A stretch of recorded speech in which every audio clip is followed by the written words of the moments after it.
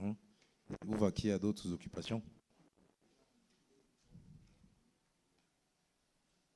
Les eaux de la porcherie doivent être drainées dans les temps après le lever du soleil pour éviter un manque d'oxygène. Une autre précision que j'ai marquée en bleu. Vous voyez, lorsque vous mettez les porcs dans votre porcherie, et la porcherie se trouve au-dessus de l'étang, donc sur pilotis. Et une fois que les porcs renvoient leurs fesses, ça tombe dans l'étang. Eh madame, comme chez vous par exemple. Vous voyez, les porcs défèquent dans l'étang directement. Vous voyez, c'est un problème.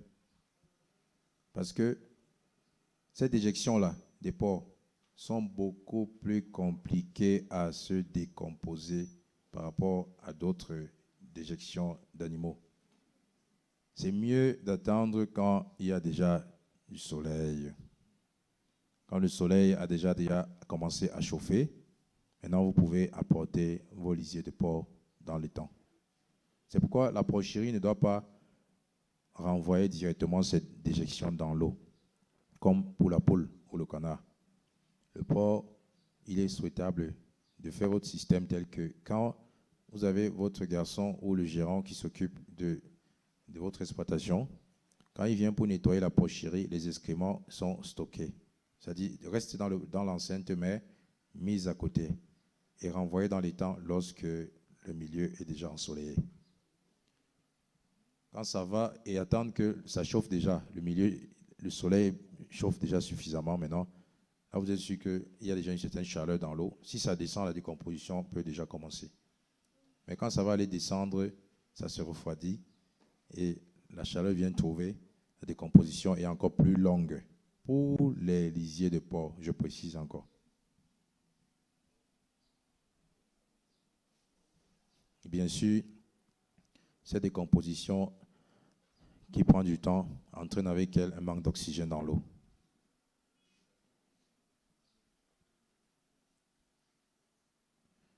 L'élevage intégré poisson avec le riz. Alors, vous voyez, j'ai rajouté ça parce que vous aviez mentionné hier. Parce que moi, je n'ai pas pour habitude de préparer tous les modules un mois ou 2 semaines avant. Je prépare le module le jour, en fonction des questions, des observations. Je réajuste. La productivité du système riz-poisson dépend de la fertilisation du riz, qui se fait 2 fois par saison. Vous voyez, quand vous faites du riz avec du poisson, vous devez apporter de l'urée. Vous voulez apporter de l'engrais NPK pour pouvoir enrichir, parce que ce sont des engrais. Vous allez fertiliser la rizière pour que le riz puisse grandir et donner à manger aux poissons. Donc ici, vous avez la profondeur indiquée pour pouvoir maintenir l'eau. C'est pourquoi je vous disais hier, dans le cas d'une rizière, la profondeur de l'eau ne sera pas pareille parce qu'il faut tenir compte de l'exigence du riz. On en a parlé, c'est ça, n'est-ce pas? La profondeur, ici, tient compte de la hauteur du riz dans le bassin. Mais c'est aussi un moyen d'intégration qui est bien parce que ça vous permet de produire du riz et du poisson au même moment. Mais bien sûr, l'espèce principale ici visée, c'est le riz. C'est lorsque le riz est déjà récolté qu'on peut récolter le poisson.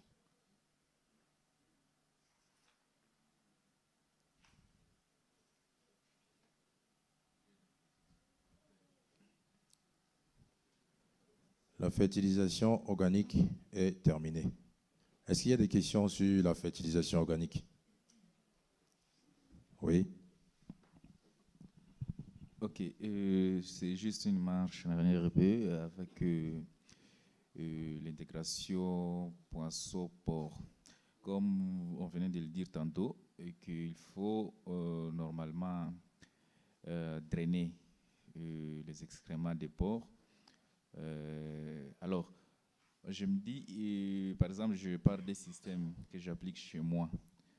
C'est vrai que ma porcherie est installée au niveau donc un peu à côté de l'étang. Et il y a justement un système de drainage. Alors, je me dis, et dans la pratique, comme il a été dit, il faut déverser les excréments après le lever du soleil. Est-ce que ça ne sera pas au même titre que... et donc, quand vous allez drainer et que ça parte directement, parce que par exemple, chez moi, je fais le nettoyage, donc ça va directement aller avec l'eau. Est-ce que cette intégration directe ne constitue pas aussi un problème? Le fait que les excréments soient directement drainés avec toute l'eau et donc ça part directement coloniser l'eau de l'étang. Oui, c'est pourquoi je disais que c'était un problème.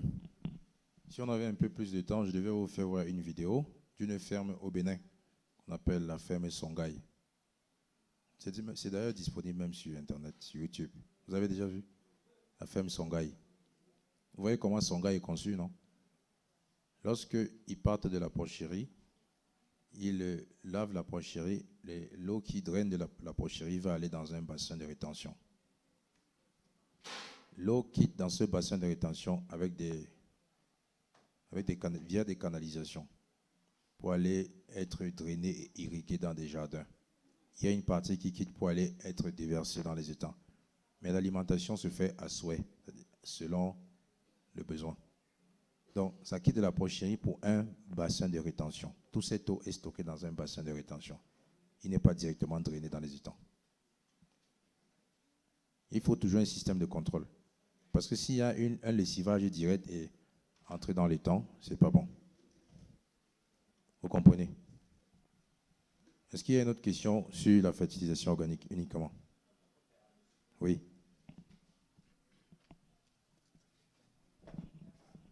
J'avais déjà posé la question, c'est par rapport à la liste d'autres bétails qu'on peut élever sur l'État.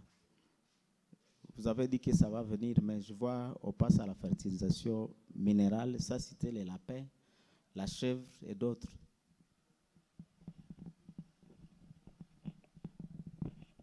Oui, c'est pourquoi je vous disais, lorsque vous êtes dans une formation où on développe des éléments précis, on est en train de parler de l'intégration des animaux, d'accord, avec le poisson.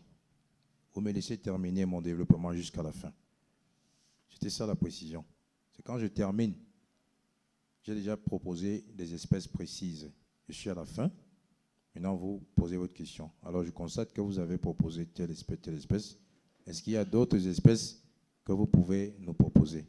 Parce que si on va dans une optique de lister toutes les espèces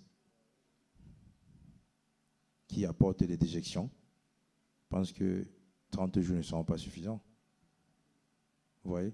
Alors, vous vouliez par exemple intégrer quelle espèce en dehors de ce qui a été précisé? Des lapins?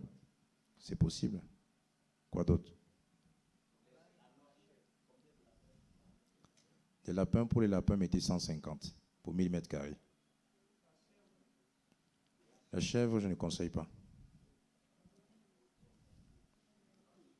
Vous voyez? Vous savez pourquoi? Pour décomposer les histoires, mon cher. La décomposition de leur truc là, mon ami, c'est une autre affaire. Oui, bourse de vache, vous prenez comme le porc, 3 adultes pour 1000 mètres carrés d'étang.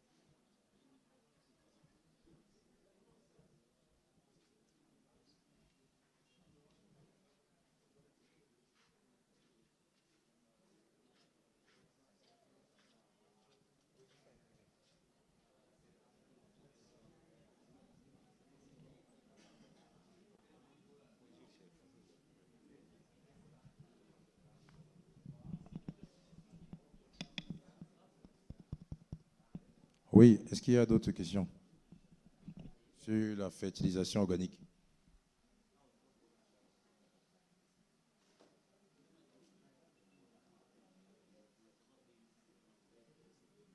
Alors sinon, on passe à la fertilisation minérale.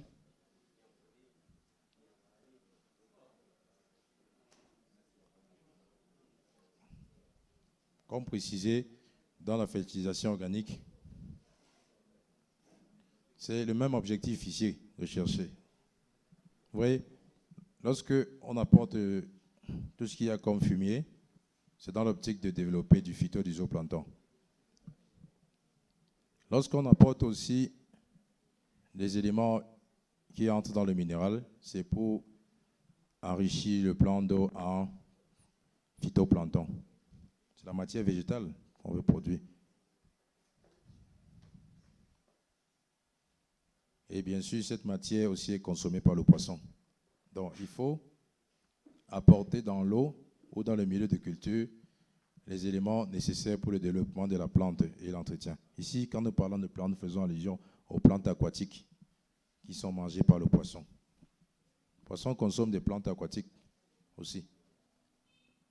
Et toutes ces plantes aquatiques, en plus du phytoplancton, sont beaucoup plus développées, où la production est beaucoup plus importante lorsqu'on apporte des éléments que nous allons préciser, notamment l'azote, le phosphore, le NPK, si vous voulez, ou l'urée.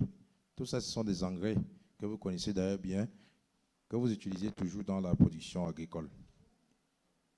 Ça, nous apportons, peut-être, combien de personnes savaient qu'on apporte les engrais dans un étang chimique? Vous le saviez?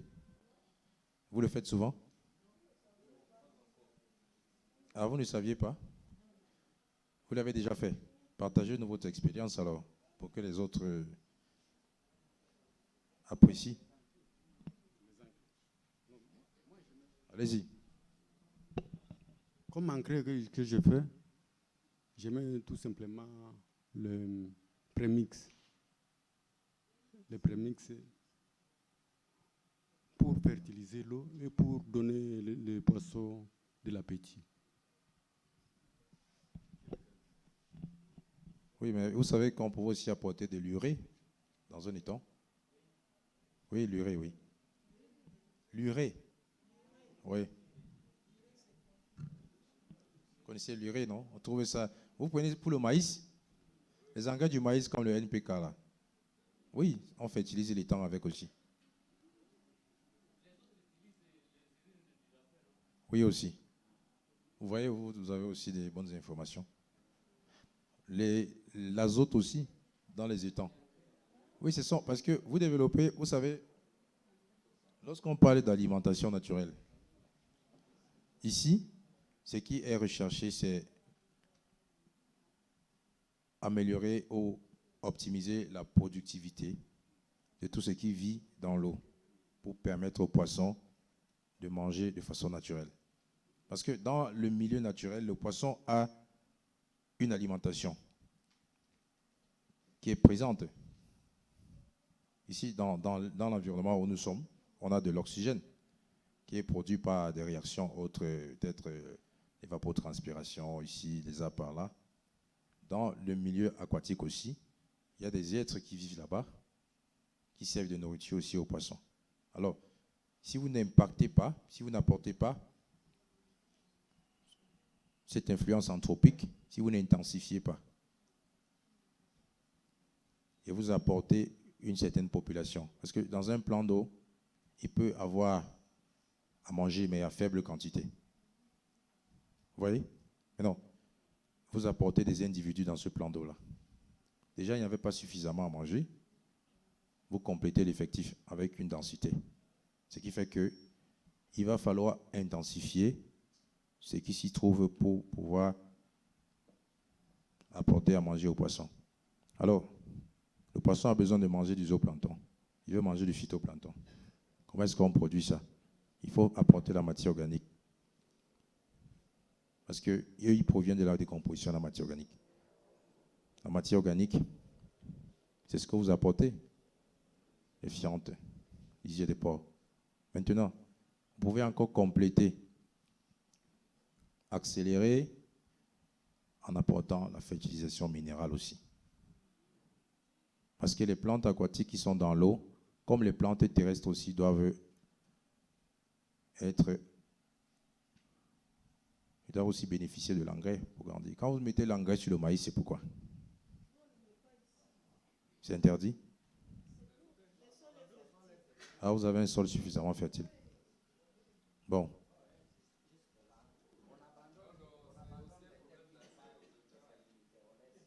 Ah, ici, vos sols qui ne sont pas fertiles, vous abandonnez. Vous laissez en jachère. Bon, nous ne sommes pas dans le domaine de... Ici, on ne parle pas de l'agriculture. Ici, nous sommes en aquaculture. Et mon objectif, c'est de vous donner le maximum d'informations qui peuvent être applicables ou non. Mais je vous explique comment on fait. Les apports en engrais se font en pisciculture. Hier, vous m'avez parlé du... C'était quoi? Le dicro? Mais pour vous, c'est quoi? C'est un engrais aussi. Oui. Vous l'apportez dans l'eau, c'est un engrais qui est constitué, si vous regardez bien, de tous ces éléments. De l'azote, du phosphore, de l'urée.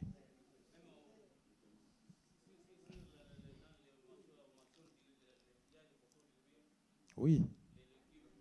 Oui. Ce sont des engrais chimiques que nous apportons dans l'eau pour la productivité des plantes aquatiques, que ce soit visible ou invisible dans l'eau.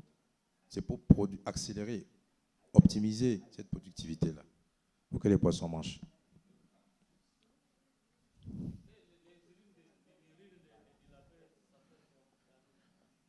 Bon, c'est toujours un engrais, d'après ce qu'on dit. Moi, je n'ai jamais eu à faire recours à ça.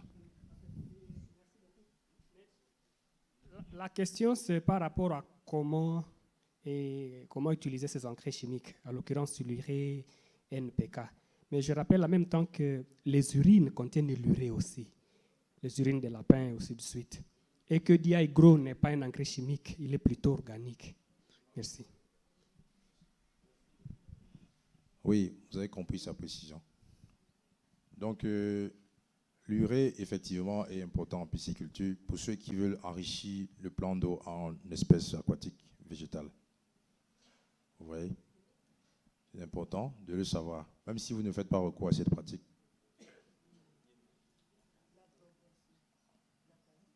Bon, comme le chef est là, peut-être il va nous apporter des précisions sur ce que le secteur préconise. Est-ce que c'est interdit d'utiliser ici chez vous des engrais en pisciculture?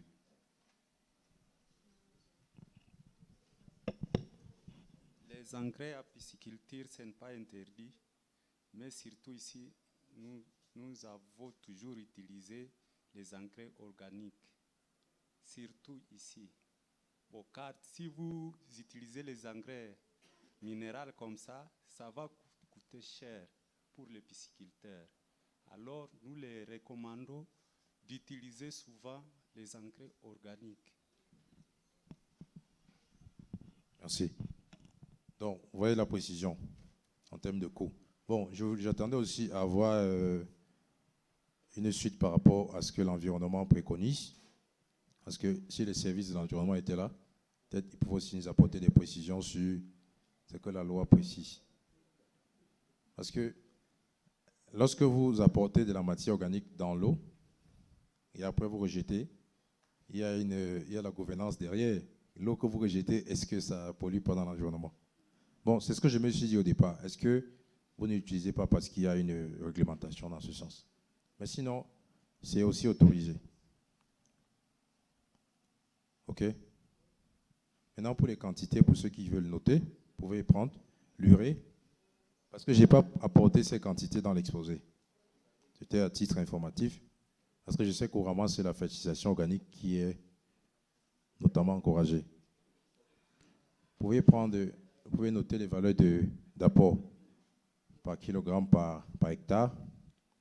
Donc l'urée, vous pouvez mettre, c'est-à-dire lorsque vous avez terminé d'aménager l'étang, vous avez respecté tous les itinéraires techniques de préparation de l'étang, notamment la vidange, la sec, le chaulage, la mise en eau, la fertilisation organique.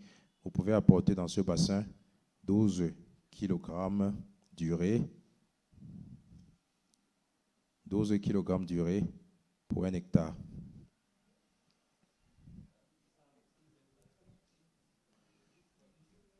Le NPK ici que vous apportez, c'est un NPK 20-10-10.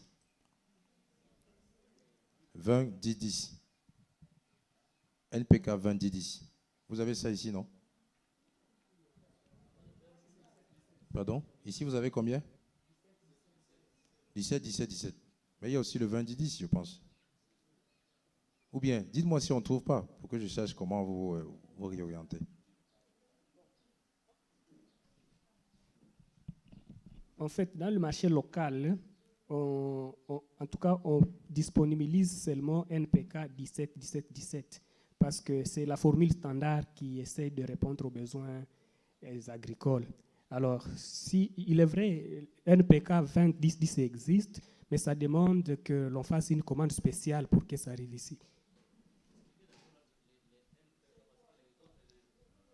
NPK, c'est juste un engrais chimique qui est constitué de l'azote, du phosphore et du potassium.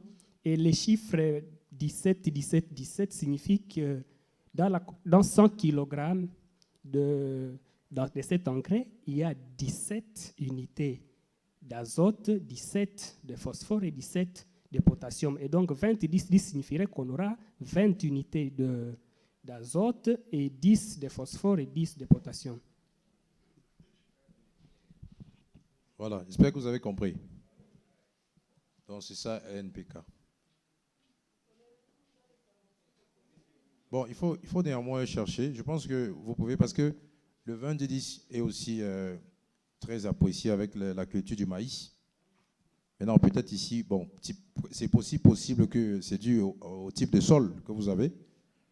Mais si vous pouvez nous donner la composition de 17-17 afin que je fasse le proportionnel et vous donner la quantité à utiliser.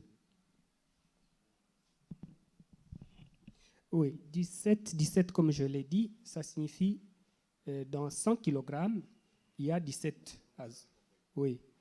Et votre question, c'est?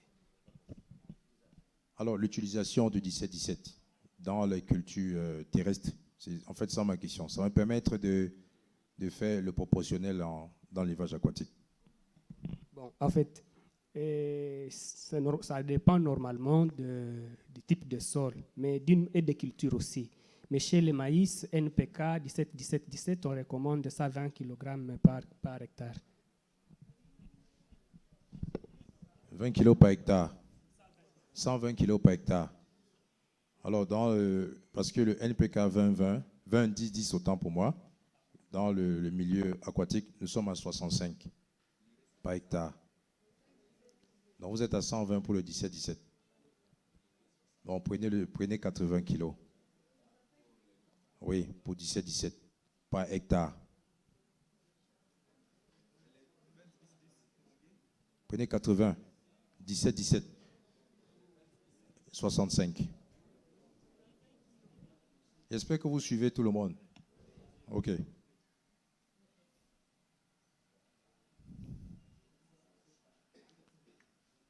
Alors, dans la fertilisation minérale, il y a un élément que vous devez savoir. Nous parlons d'eutrophisation.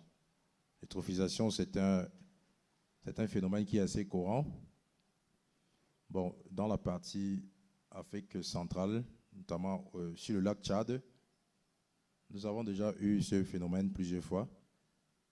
Le lac a tendance à disparaître aussi. C'est dû au phénomène d'eutrophisation.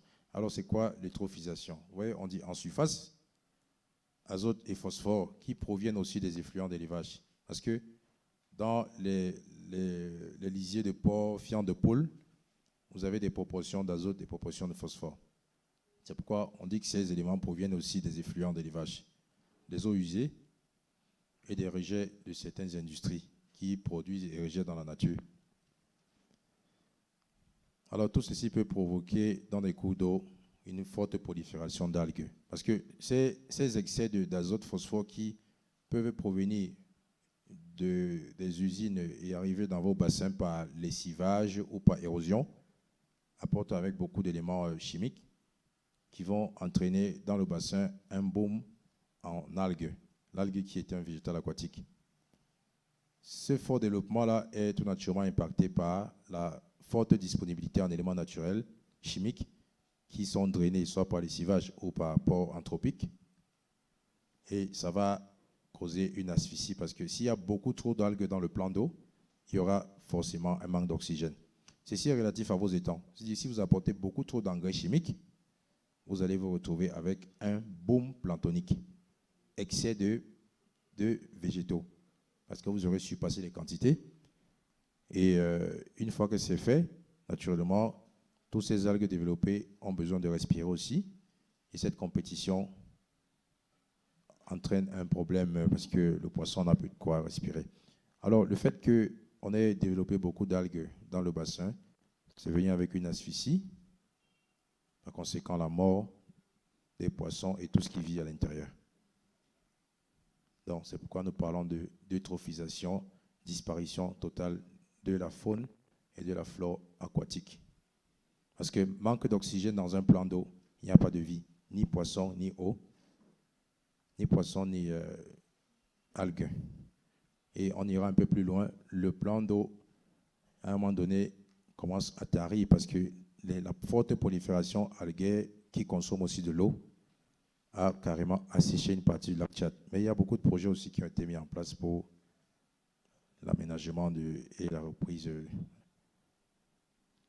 et la revalorisation, autant pour moi, de ce lac. Donc, on peut utiliser des engrais chimiques, mais on doit savoir qu'ils sont beaucoup plus efficaces que les engrais organiques. Donc, il faut l'utiliser avec beaucoup de précision.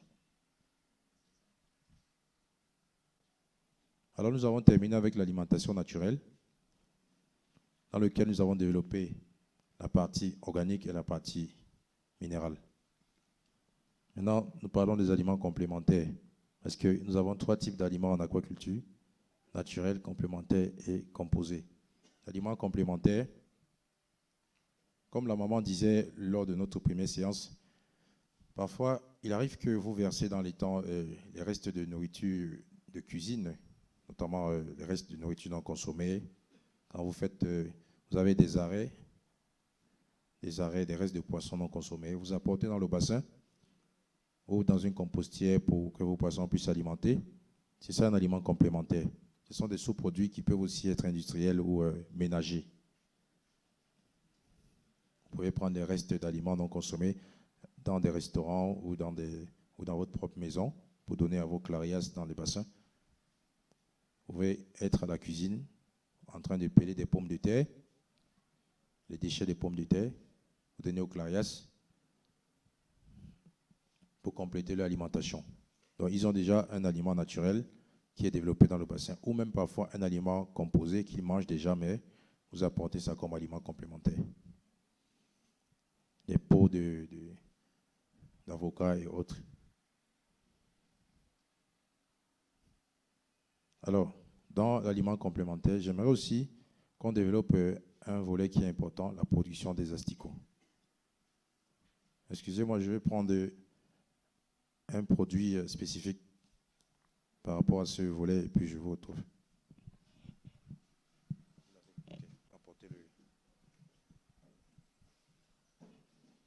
Alors, vous avez un échantillon là.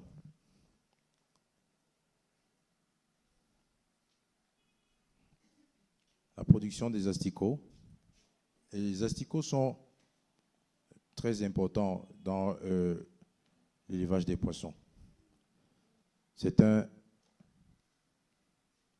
produit ou un sous-produit qui est très, très apprécié par le poisson, aussi bien par le poisson que par d'autres espèces, comme les poules, qui l'apprécient bien parce que c'est assez riche en protéines, et il peut être utilisé comme élément de substitution de la farine de poisson.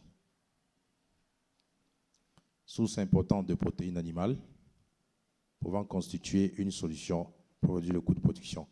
Parce que ceux qui font dans la fabrication des aliments de façon locale, vous verrez que la farine de poisson représente le coût le plus important dans la constitution des ingrédients.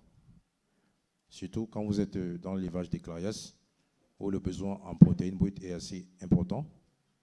Parfois, plus de 60 voire 70% du coût économique se renvoie à la farine poisson. Alors, plusieurs essais ont été faits pour trouver des sous-produits qui parfois sont non conventionnels, mais importants en matière de richesse en protéines brutes pour pouvoir substituer la farine de poisson et aider les éleveurs à produire à moindre coût.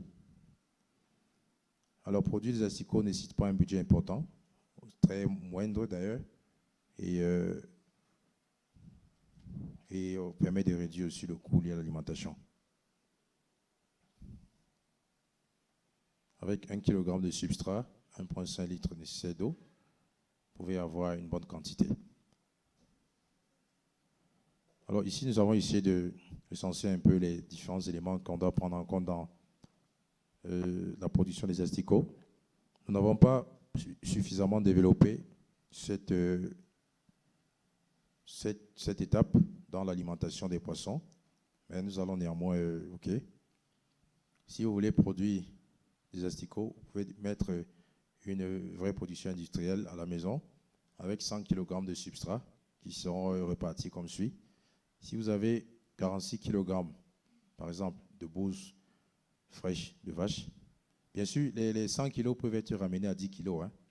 Vous pouvez faire des calculs proportionnellement à la disponibilité des ingrédients. 23 kg de drèche de bière, bien sûr fraîche, humide, 15 kg de son de riz, 5 kg de déjection de porc, 10 kg de viande de poule, toujours frais, des œufs pourris ou viande pourrie, ou des épicets, les eaux venant de nettoyage des poissons ou de viande. Alors, moi, également, j'ai rajouté 10 litres d'un produit attractif que j'ai moi-même produit, qui permet d'accélérer la décomposition et augmenter le rendement. Parce que avant, les 10 litres étaient remplacés par de l'eau normale, mais aujourd'hui, après recherche, tant au laboratoire que sur le terrain, j'ai développé ce produit qui permet d'accélérer la décomposition sur le substrat et d'apporter un rendement hyper important en asticot dans votre litière. Donc l'incubation dure 4 jours et à partir du 4e jour, vous pouvez garder la litière pendant 2 semaines. Mais chaque 3 jours, vous pouvez récolter des asticots. Au risque de les laisser continuer le développement pour devenir des mouches. Donc, une fois que vous récoltez, vous pouvez donner à manger aux poissons frais ou séchés. Tout dépend de votre logistique. Lorsque vous le faites pour des poules aussi, ça vous apporte un fort rendement dans la production des œufs et aussi la chair. Et ça vous permet de réduire le coût lié à l'alimentation. Est-ce qu'il y a des questions? Oui. Ok, merci. Moi, j'ai déjà fait au moins 2 à 3 tours pour produire les asticots. Mais bon, je trouve les résultats vraiment n'est pas bons. Parce que les premiers jours, j'ai fait les mélanges. Après le mélange, 5 jours, ça commence à se voir avec les yeux. Et puis, je prends les déchets et les asticots dans l'eau. Maintenant, bon, je suis content quand je vois les produits là pour que ça va vraiment nous pousser à produire beaucoup d'asticots. Et alors, les prix ou les liens ou les points de vente des produits. Alors, le gros problème dans la production des asticots, dans certaines zones, c'est la température, premièrement. Déjà, la bonne nouvelle, c'est que dans la ville de Beni, la température est assez importante. Malgré que je porte mon blouson, il fait chaud. Donc, on souhaiterait avoir une température d'au moins 27 degrés, déjà compris mes conditions. Ensuite, vous devez aussi, vous savez, pour qu'on ait des asticots, il faudrait qu'on ait des mouches. C'est pourquoi ce produit a été proposé, parce que si les mouches ne sont pas attirées par votre substrat au maximum, vous ne pouvez pas avoir un bon ratio. Vous voyez? Est-ce qu'il y a d'autres questions?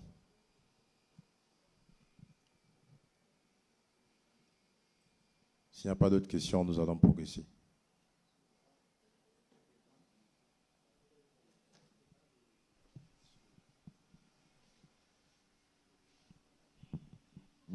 Je demande si après la récolte des asticots, est-ce qu'il y a aussi comment on peut les sécher pour garder la poudre? Alors, tout dépend de la taille de la production. Parce que si c'est une production à but commercial, vous pouvez vous munir d'un séchoir électrique pour que ça sèche un peu plus vite. Parce que sécher les asticots avec le soleil de façon naturelle, ça prend beaucoup de temps parce qu'il y a beaucoup d'humidité.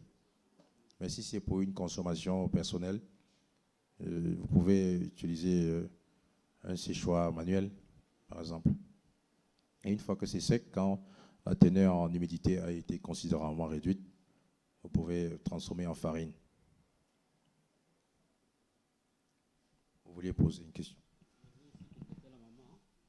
Bon, j'avais essayé aussi de les sécher. Je l'avais trempé dans l'eau tiède et puis je la lève et je les mets sous le soleil. Après 2-3 jours, je les mets dans un four du pain.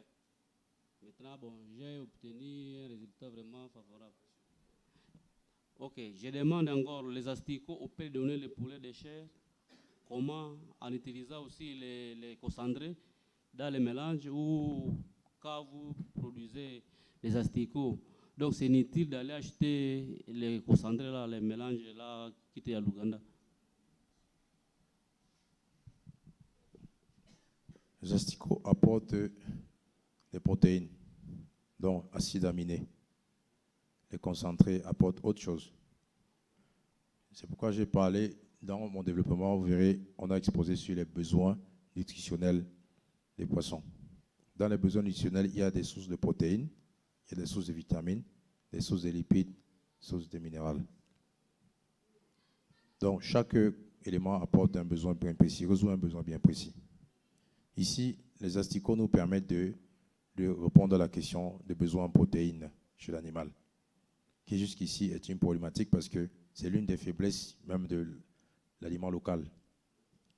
Bien qu'on trouve certains ingrédients sur le marché, pour fabriquer un aliment, il faut se rassurer que le poisson qui est intégré lui-même possède le niveau de protéines recherché. Alors, on a cette garantie avec les asticots qui nous permettent d'avoir beaucoup plus que ce que nous attendons. Maintenant, il y a d'aucuns qui donnent essentiellement de la farine d'asticot aux volailles ou aux poissons, et les résultats sont assez intéressants sur l'indice de conversion. Donc, s'il n'y a pas d'autres questions, on va progresser. Les aliments complets en aquaculture. Donc, nous avons parlé des aliments naturels, nous avons parlé des aliments complémentaires. Maintenant, nous parlons des aliments complets. Donc, si nous pouvons le dire ainsi, les aliments que vous importez, généralement pour la production, comme ceux que vous m'avez présentés hier, c'est ça que nous appelons, qui sont supposés en fait être des aliments complets. Donc, ils sont formulés pour répondre à tous les besoins nutritionnels afin de permettre aux poissons de bien grandir. Maintenant, si vous avez des aliments sur le marché qui ont été fabriqués à but commercial sans tenir compte des besoins de l'espèce, ces aliments ne seront pas utiles pour la pisciculture. Vous voyez, il y a des aliments sur le marché. On va vous dire formulés à 40% ou 45% ou 50 ou 55% de protéines brutes. Mais alors que si vous faites une analyse bromatologique pour avoir une idée de la teneur en protéines au laboratoire, vous verrez que cet aliment, en réalité, n'excède même pas 25 ou 30%. Donc, rassurez-vous de la qualité de ce que vous commandez, toujours. Sinon, ça peut être marqué 40%, mais ce n'est pas adapté pour le poisson que vous voulez élever. Donc, dans cette catégorie, nous avons des aliments pour des larves, nous avons des aliments démarrage, nous avons des aliments croissance, ou je dirais engraissement, nous avons des aliments finition, nous avons des aliments aussi. Donc, dans la rubrique finition, généralement, je mentionne ici les aliments reproducteurs que nous donnons aux géniteurs pour favoriser le développement des œufs. Donc, c'est juste une introduction.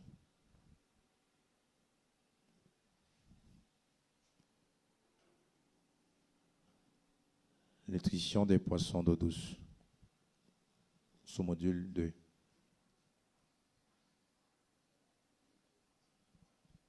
Pour parler de nutrition, il faut déjà comprendre la notion de régime alimentaire. Si vous avez des poissons dans votre plan d'eau et que vous ne maîtrisez pas précisément leur régime alimentaire, vous ne saurez déjà pas quoi leur donner. Il faut pouvoir savoir. Laissez-moi progresser. Vous allez poser votre question après. Le régime alimentaire des poissons, c'est important. Si vous donnez à un cyclidé, qui dirait la famille des tilapias, c'est qu'un claridé est supposé manger. Si vous apportez de la viande dans votre étang de tilapia, je pense que vous aurez du mal à avoir des résultats. Mais si vous apportez cette même viande dans un étang de clarias, le clarias, il va se débrouiller pour manger parce que son régime alimentaire lui permet. Donc, au démarrage, les cyclidés commencent comme omnivores. Quand les tilapias sont encore au jeune âge, au stade larvaire à levain juvénile, ils sont omnivores. Et en devenant adultes, ils deviennent herbivores.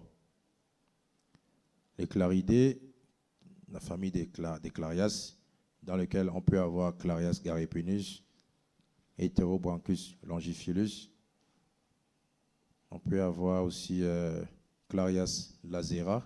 Tout ça, c'est dans la famille des claridés, qui sont omnivores à tendance ichtyophage. Ichtyophage, donc ils mangent aussi des poissons. Ils consomment d'autres poissons, en plus de manger tout en général. Donc, ces trois aspects permettent aussi de comprendre pourquoi, dans l'alimentation du clarias, vous verrez un pourcentage de protéines brutes assez important par rapport à l'alimentation des tilapias qui sont beaucoup moins exigeants en protéines brutes. Parce que les claridés ont nettement besoin de protéines. Et lorsqu'il y a un manque ou une insuffisance, ils vont rechercher ça chez leurs voisins.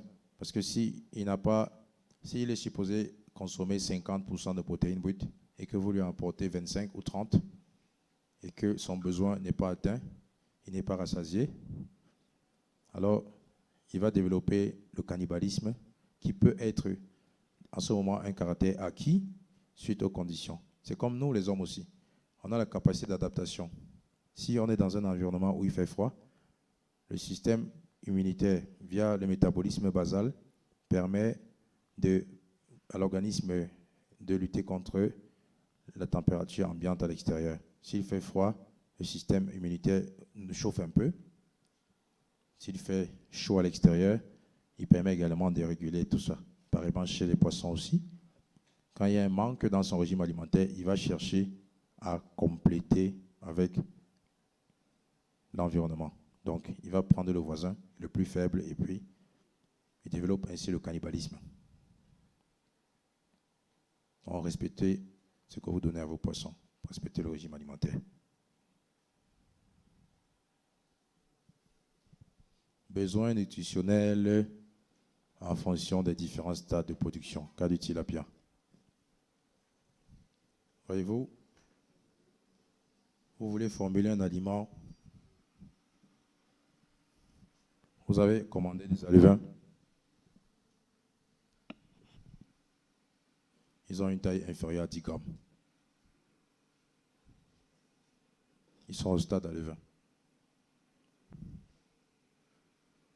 Que vous vouliez fabriquer les aliments ou acheter les aliments, vous devez vous rassurer que l'aliment que vous allez utiliser correspond à cette rubrique. Si vous avez dans cet aliment un niveau de protéines brutes aussi bas, inférieur à 40, voire 30, 35, pour cet âge, c'est déjà un problème. Si vous avez dans cet aliment niveau de lipides brutes inférieur à cette valeur, c'est aussi un problème. Si vous avez dans cet aliment les fibres supérieures à 4, c'est un problème. Si les cendres constituées sont supérieures à 16, c'est un problème. Et les glucides.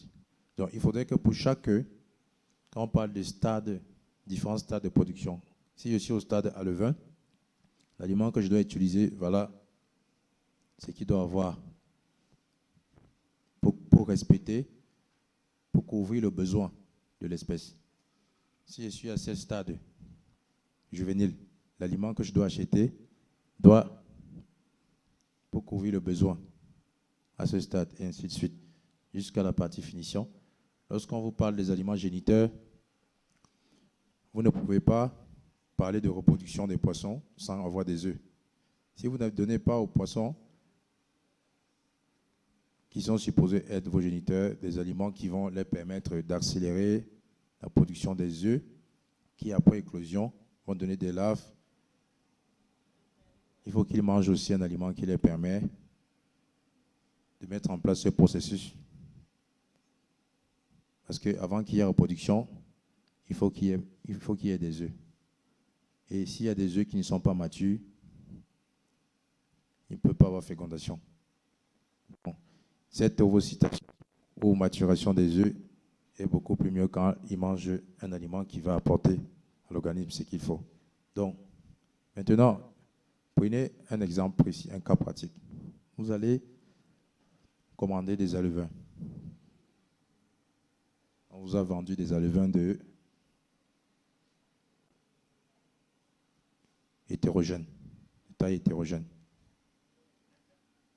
Vous avez commandé 0,5 grammes ou 2 grammes de poids.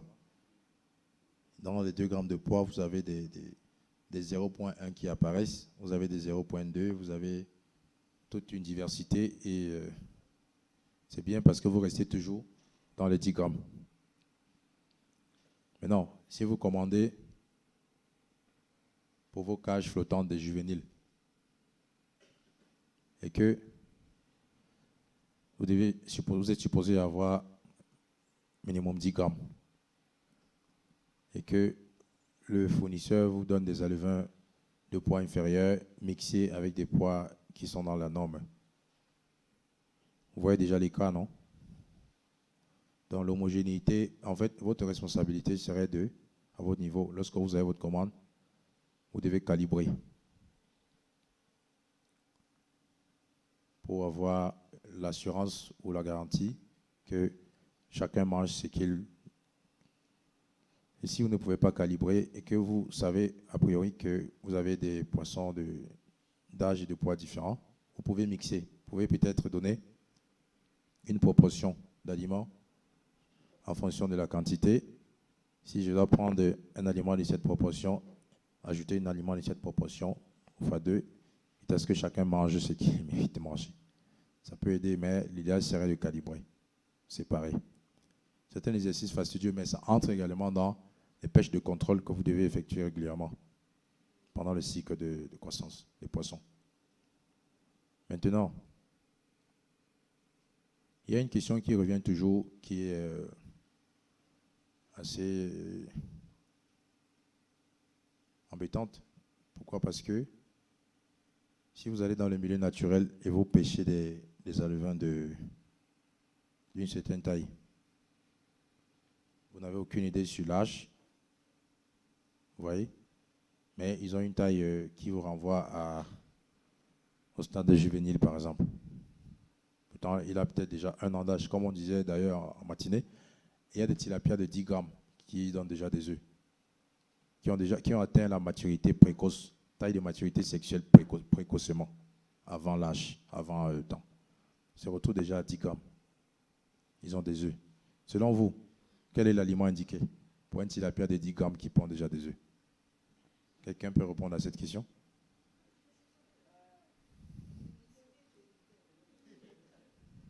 devient géniteur. Non, ce que nous disons est... Vous voyez pourquoi je vous ai dit que c'est une question embêtante, parce que ça arrive le plus souvent. Moi, personnellement, je vois dans les étangs parfois des poissons de 20 grammes, même parfois 10 qui ont des œufs, qui ont déjà... vous voyez? Non, vous êtes en train de donner de l'aliment juvénile. Bon, vous voyez? Alors, dans ce cas de figure, je ne conseillerais pas un type d'aliment précis. Je vous dirais, votre responsabilité en tant qu'éleveur serait de prendre toutes les dispositions pour avoir dans votre plan d'eau des poissons en bonne santé. Parce qu'on a développé il y a plusieurs techniques pour expliquer comment avoir des tilapias homogènes, des tilapias qui grandissent et des tilapias qui ont la taille qu'il faut à l'âge qu'il faut. Si vous laissez vos tilapias se reproduire de façon anarchique dans les étangs, sans contrôle, et que cette reproduction a un gros impact sur la maturité, parce que comment fonctionne le tilapia dans sa précocité? Vous voyez, dans un bassin, il y a des tilapias adultes, il y a des tilapias qui ne sont pas adultes, ils sont mélangés avec des parents. Alors, les parents influencent sur les jeunes. Vous voyez, lorsque un poisson adulte se précipite pour croiser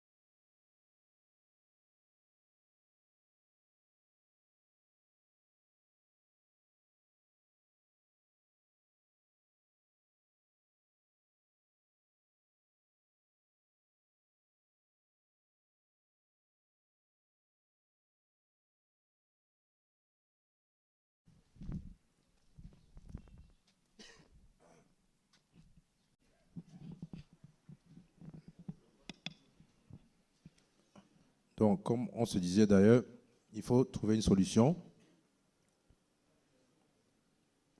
pour contrôler la reproduction anarchique. Parce que vous demandez de donner à ce poisson un aliment reproducteur, ça serait vous induire davantage en erreur. Parce que ce poisson ne peut pas être considéré comme un reproducteur. À cet âge et à cette taille, non. Déjà, le type d'œuf, il faut encore aller même se poser la question de savoir est-ce que les œufs qui vont en découler de ces géniteurs de 20 grammes pourront nous apporter quelque chose de bénéfique pour notre projet. Est-ce qu'il y a des questions? Vous avez des questions? Il y a des termes que je ne comprends pas là-bas. Quand on parle d'humidité, cendre et fibres brutes, je ne comprends pas. Alors, vous voyez, lorsque vous avez de la nourriture pour vous-même, à manger, alors, il y a plusieurs types de nourriture. On peut avoir du foufou, on peut avoir de la banane, on peut avoir des pommes de terre et du riz. Mais lorsque vous mangez ces aliments, aussi différents qu'ils sont d'aspect, ils vous apportent tous. Qu'est-ce qu'ils vous apportent tous? Pardon? Des nutriments. Et dans ces nutriments, il y a quoi? Oh, je veux que la sœur suive pour mieux comprendre. Dans ces nutriments, il y a des éléments, par exemple, dont votre organisme a besoin pour bien fonctionner. Vous avez besoin d'avoir dans votre organisme certains éléments bien précis. Alors, Ces valeurs aussi, on les a listées. Ce sont des éléments que nous recherchons, que le poisson doit avoir dans son organisme. Vous voyez? Si vous prenez un aliment, si vous prenez du riz que vous mangez, vous dites, je vais savoir, vous pouvez aussi décider de chercher ces éléments-là dans le riz. Le niveau d'humidité qu'il y a dans le riz, protéines brutes qu'il y a dans le riz, les lipides qu'il y a dans le riz, les fibres, les cendres, les glucides qu'on trouve dans le riz.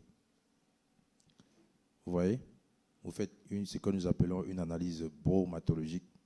Donc, on va d'abord rendre ce riz en cendre, aller dans un laboratoire avec, pour maintenant tester avec ce qu'ils ont comme réaction, soit comme produit précis, pour tester chaque élément. Tous ces éléments sont les éléments qui entrent dans ce riz. Donc, le riz du poisson englobe aussi ces éléments-là. Vous voyez? On peut retrouver des glucides dans du riz ou peut-être ailleurs. On peut retrouver des cendres dans ce que vous mangez aussi, et ainsi de suite. Maintenant, si vous dites, voici un sac de nourriture pour les poissons, il faut vous rassurer que cet aliment-là aura la composition là en fonction de l'âge du poisson que vous voulez élever. Donc, quand vous partez sur le marché, je vais acheter un sac d'aliments. Les poissons ont quel poids actuellement? Ma dernière pêche de contrôle m'a donné des poissons de quel poids moyen? Alors, j'ai besoin de quelle catégorie d'aliments? Il faut que ça corresponde aux besoins de l'espèce. Si ça ne correspond pas, il ne va pas en tirer profit. Oui. Merci. Moi, ma question porte sur la catégorisation. Quand est-ce que nous dirons que poisson est au stade alevin? À quel âge on l'appellerait juvénile? Les grossissements, c'est en fonction de... Voilà. Donc l'âge du poisson. Vous savez, généralement, je n'aime pas me prononcer sur l'âge en fonction du poids parce que c'est pas équilibré généralement en pisciculture. Si on vous donne un tableau des besoins nutritionnels en vous disant entre 0 et 10 grammes, le poisson doit déjà avoir tel âge. Non. Il y a beaucoup d'autres paramètres, beaucoup d'autres facteurs qui peuvent augmenter la durée d'un cycle. Vous voyez? Si un poisson, en principe, on vous dit en 6 mois, on va produire un poisson de tilapia. Et vous attendez voir avoir 300, 350 grammes, par exemple. Et que dans le cycle de production, il y a eu beaucoup d'éléments qui ont freiné. Ça ne veut pas dire que la croissance du poisson s'est arrêtée. Si vous continuez de respecter la norme, vous allez rattraper son gain de poids, mais tardivement. Alors, si j'entre dans les calculs ici, en vous disant à 10 grammes, attendez-vous à avoir un poisson, par exemple, qui a 1 mois et demi ou 2 mois d'âge, et qu'à côté, vous avez quelqu'un qui a eu ces 10 grammes en 1 mois, la question maintenant de est-ce que je dois utiliser le même aliment va se poser. Donc, en matière d'alimentation, restez sur la logique du poids. Vous voyez? C'est beaucoup plus facile pour la compréhension. Parce qu'il y a d'aucuns qui peuvent accuser un retard dans le cycle pour d'autres paramètres, comme le manque d'aliments de qualité, comme la qualité de l'eau, comme... vous voyez? Mais il y a une classification qui, en principe, de façon normative, qui dirait un poisson de 10 grammes doit avoir tel âge, un poisson de tel doit avoir tel âge. Oui, mais dans le respect des quantités pour l'alimentation des besoins nutritionnels, calquez-vous sur le poids uniquement. C'est plus facile. Je pense que vous comprenez pourquoi c'est plus facile, pour votre compréhension. Sinon, une fois que vos poissons ont déjà 4 mois et ils sont toujours à 30 grammes, vous allez me dire comme 4 mois correspond aux poissons de finition de 300 grammes, je vais les donner l'aliment finition. Vous voyez? Pourtant, ce n'est pas ça. Est-ce qu'il y a d'autres questions? Chaque fois, on sera en train de peser nos poissons pour avoir une bonne alimentation. Ah. Non. On doit organiser ce qu'on appelle des pêches de contrôle. La pêche de contrôle, c'est un procédé qui permet de, comme son nom l'indique, de contrôler le gain de poids. Est-ce que le poids initial et le poids final actuellement, ça me donne quelle valeur?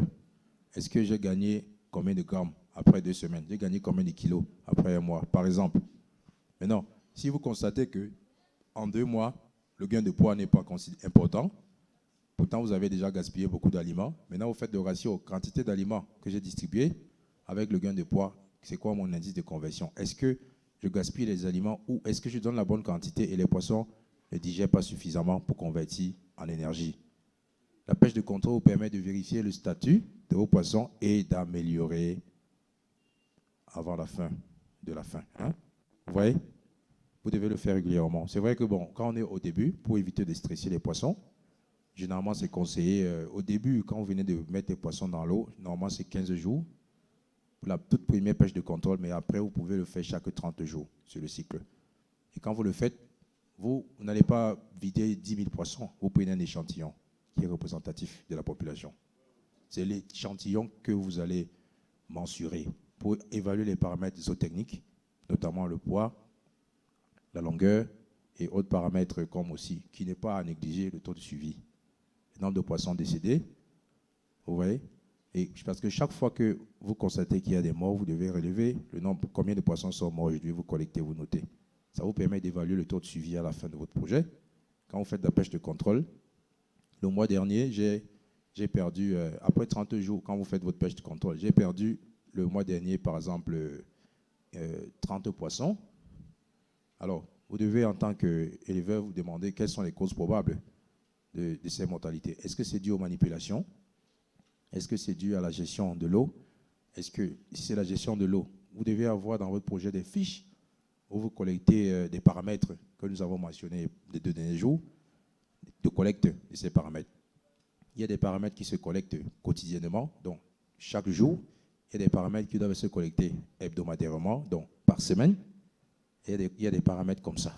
Alors, à la fin de la journée, quand vous collectez, vous notez. Et après, quand vous êtes face à la question, pourquoi j'ai perdu 30 poissons? Est-ce que c'est l'eau? Première hypothèse. Vous rentrez dans les fiches. Regardez, la température était de combien?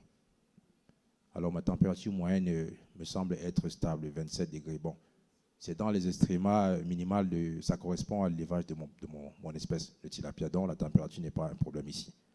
Alors, mon oxygène a varié comment? Est-ce que j'ai eu une constance de 5 mg par litre minimum pendant le cycle? Pendant les 30 derniers jours, j'ai relevé l'oxygène peut-être une fois par jour. La moyenne par semaine, ça me donne combien? Sur les 30 jours, ça me fait quoi? Peut-être, vous allez vous rendre compte que la moyenne de l'oxygène sur le mois était peut-être beaucoup trop faible. Vous allez dire, bon, je constate que le jour où mon gérant a relevé l'oxygène était à 2 mg par litre, ce jour, il a relevé aussi qu'il y a eu 3 ou 4 poissons qui sont morts. Donc, au fur et à mesure que vous entrez dans ces enquêtes, vous voyez, ça vous permet d'améliorer pour la prochaine pêche de contrôle. Je pense que vous comprenez le principe. Maintenant, si vous ne collectez pas vos données et vous constatez qu'il y a des morts, comment vous améliorez, comment vous corrigez l'erreur? C'est ça la pêche de contrôle. Je pense que j'ai été un peu plus précis. Il n'y a plus de questions. Je suis OK. Ok, merci pour la parole. Moi, j'aimerais savoir si un tilapia juvénile peut consommer combien de grammes de nourriture complète. Oui, nous avons un tableau après sur la gestion de la ration alimentaire, où nous allons parler de la quantité de nourriture à consommer en fonction de la température et aussi de la biomasse totale. Ici, nous sommes sur le tableau concernant les besoins nutritionnels. Qu'est-ce qu'un poisson à X âge doit manger, doit avoir dans son alimentation. Maintenant, pour les quantités, c'est la prochaine slide. S'il n'y a plus de questions sur les besoins nutritionnels ou sur les pêches de contrôle, on va avancer. Donc, faites vos pêches de contrôle régulièrement pour améliorer. Si vous ne faites pas de pêche de contrôle, comment vous allez savoir que vous êtes déjà à un stade ou à un autre stade? C'est-à-dire que pour vous, vous allez dire, j'achète les aliments, je donne aux poissons, et après 3 mois, je change de numéro. Tout simplement. J'ai commencé avec 1 mm, maintenant je vais acheter 2 mm, après il me faut 3 mm. La taille des aliments ne se donne pas au hasard, c'est en fonction de l'évolution des poissons dans le bassin.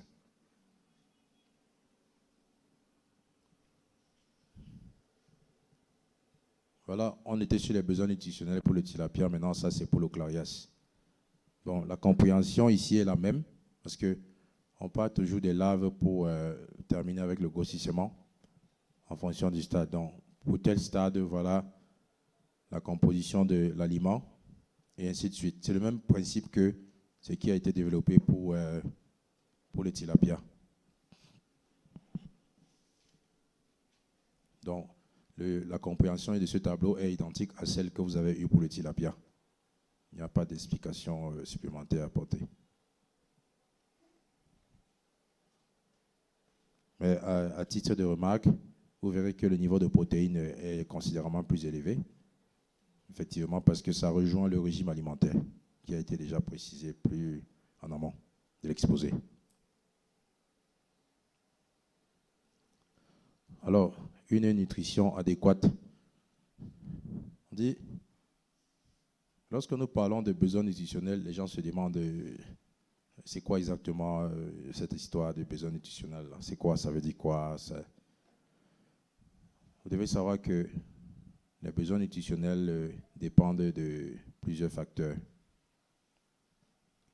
Déjà, les espèces n'ont pas le même besoin nutritionnel. Le tilapia n'a pas le même besoin que le clarias. Vous l'avez d'ailleurs vu dans les tableaux. La taille, besoin nutritionnel chez le poisson dépend de la taille. Je reviens sur votre question, monsieur. Vous voyez? La taille, le besoin nutritionnel. La taille. On a parlé de l'âge, non? Vous avez vu? Le sexe aussi. Parce que chez les tilapias, par exemple, la femelle utilise beaucoup d'énergie pour la reproduction. Donc, par rapport au mâle. Donc, elle a un besoin en énergie beaucoup plus élevé que le mâle. La température de l'eau, la qualité de l'eau également. Tous ces paramètres influencent sur les besoins nutritionnels de l'espèce.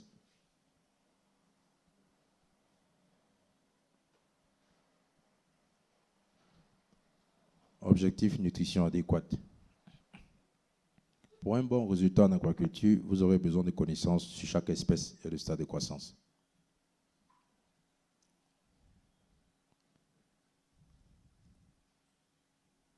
Si vous avez un aliment de bonne qualité, ça vous permet d'augmenter la performance de vos poissons, améliorer aussi la résistance aux maladies et apporte de l'énergie et des nutriments. Donc, ceci, c'est toujours des sous-détails de ce qui est dit dans le tableau sur les besoins nutritionnels. Et aussi, les besoins nutritionnels, bien sûr, je complète selon le stade de vie ou le stade de croissance.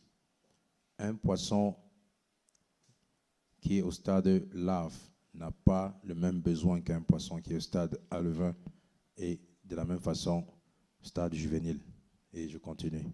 C'est très important de le savoir.